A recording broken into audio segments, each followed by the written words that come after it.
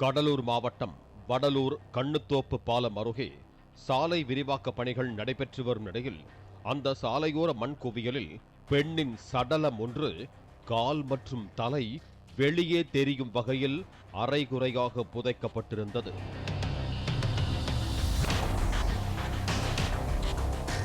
தகவல் அறிந்து விரைந்து வந்த போலீசார் மண்ணுக்குள் இருந்து அந்த பெண்ணின் சடலத்தை வெளியே எடுத்தனர். அந்த பெண் கழுத்தை அறுத்தும் கல்லால் தலையை நசுக்கியும் கொல்லப்பட்டது தெரிய வந்தது.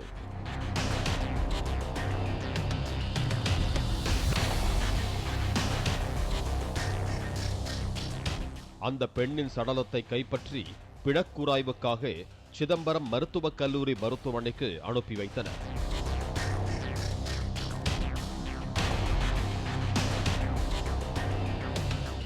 அந்த பெண்ணின் கழுத்தில் தங்கத்தாலி, காலில் மெட்டி மற்றும் கொலுசுகள், கையில் வளையல், விரலில் தங்க மோதிரங்கள் என நகைகள் எல்லாம் அப்படியே இருந்ததால் அவர் நகைக்காக கொலை செய்யப்படவில்லை என்பதை உறுதி செய்த போலீசார் அந்த பெண் யார், எதற்காக கொலை செய்யப்பட்டார் என்பதை கண்டறிய தீவிர விசாரணையை முன்னெடுத்தனர்.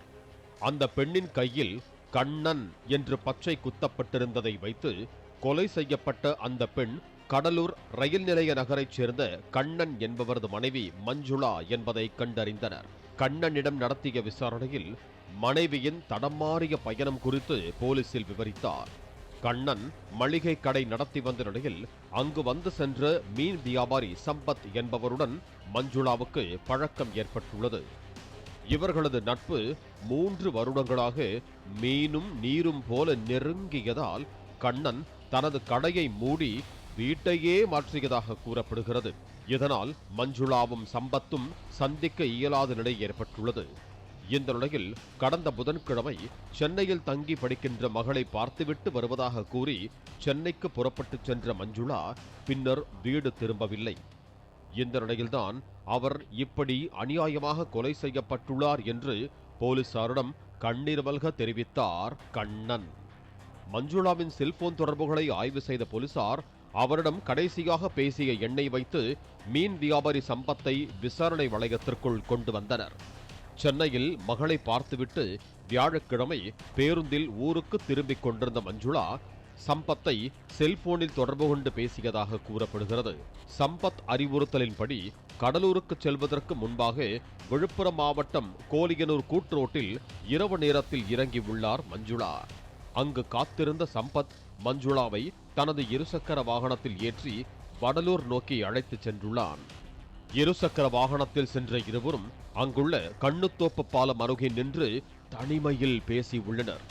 அப்போது சம்பத்திடம் தன்னை திருமணம் செய்து கொள்ளச் சொல்லி மஞ்சுளா வற்புறுத்தியதாகவும் இனி வீட்டுக்கு செல்ல மாட்டேன், உன்னுடன் தான் வருவேன் என்று அடம் பிடித்ததாகவும் கூறப்படுகிறது. இதனால் ஆத்திரமடைந்த சம்பத் துப்பட்டாவால் வாயை இறுக்கி கட்டிவிட்டு மீன் வெட்டும் கத்தியால் கழுத்தை அறுத்து கொலை செய்ததாகவும் அடையாளம் தெரியக்கூடாது என்பதற்காக முகத்தை கல்லால் சிதைத்ததாகவும் போலீசாரிடம் வாக்குமூலம் அளித்துள்ளார். பின்னர் அங்குள்ள சாலையோரம் குவித்து வைக்கப்பட்டிருந்த மணலில் மஞ்சுளாவின் சடலத்தை புதைத்துவிட்டு சம்பத் தப்பிச் சென்றுள்ளான். தெருநாய்கள் சில மஞ்சுளாவின் சடலத்தை கடித்து வெளியே இழுத்ததால் பெண் சடலம் புதைக்கப்பட்டது வெளியே தெரிய வந்ததாக போலீசார் தெரிவித்தனர். இறந்தவர் மஞ்சுளா என்பதும் 38 வயது. அவர் ஓபிஆர் நகர் வடலூரை சார்ந்தவர். குற்றவாளி சம்பத்குமார் அவர் சேப்பலாநத்தத்தை சார்ந்தவர், ஒரு மீன் வியாபாரி. அவரை நம்ம கைது செய்திருக்கிறோம். அவர்களுக்குள் தனிப்பட்ட முறையில் வாக்குவாதம் ஏற்பட்டுள்ளது. அந்த வாக்குவாதத்தின் முடிவில் அவர் தன் கையில் வைத்திருக்கிற சின்ன கத்தியை வச்சு கழுத்தை அறுத்திருக்கிறார். கழுத்தை அறுத்துட்டு அப்படியே அங்கேருந்து ஒரு 10 அடி தூரத்தில் இருக்கக்கூடிய பள்ளத்தில் போட்டு மண்ணை போட்டு மூடிட்டு போயிடுறார். ஸோ இன்றைக்கு தான் நம்ம அது வெளியே தெரிந்தது. ஸோ இந்த சம்பத்குமார் என்பவர் இப்போ கைது செய்யப்பட்டிருக்கிறார். முழுக்க தனிப்பட்ட காரணங்களுக்காக நடந்த இந்த கொடூர கொலை சம்பவத்தை 24 மணி நேரத்திற்குள் துப்பு துலக்கி கொலையாளி சம்பத்தை கைது செய்ததாக போலீசார் தெரிவித்தனர். சம்பவ இடத்தில் சிசிடிவி காட்சிகள் இல்லாத நிலையிலும் திறமையாக இந்த வழக்கில் துப்பு துலக்கிய போலீசாரை மாவட்ட எஸ்பி ஜெயக்குமார் பாராட்டினார்.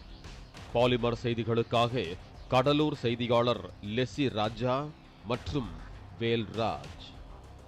பிளே ஸ்டோர் மற்றும் ஆப் ஸ்டோரில் இருந்து பாலிமர் செயலியை QR கோடு மூலம் பதிவிறக்கம் செய்யுங்கள்.